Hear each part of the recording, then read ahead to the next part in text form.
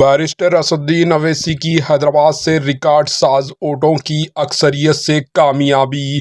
حیدرآباد لوک سبھا کی باوقار نشست پر اس پارٹی کے صدر بیرسٹر اسدالدین اویسی نے ریکارڈ سطح کی اکثریت حاصل کرتے ہوئے پھر ایک مرتبہ حیدرآباد میں مجلس کا پرچم لہرایا۔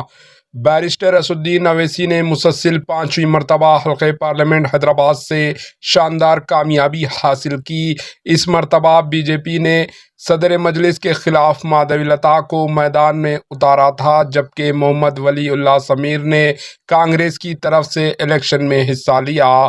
بیرسٹر اویسی نے 3,16,000 سے زائد ووٹوں کی اکثریت سے بی جے پی کو شکست دے دی۔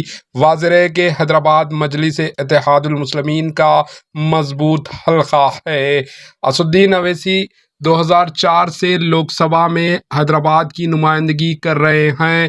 انہوں نے 2019 کے الیکشن تقریباً 3 لاکھ ووٹوں کی فرق سے بی جے پی کے امیدوار کو شکست دیتے ہوئے شاندار کامیابی حاصل کی تھی۔ اس مرتبہ بھی عوام نے بیرسٹر اویسی کو کامیاب کیا ہے۔ Bureau report AHN news.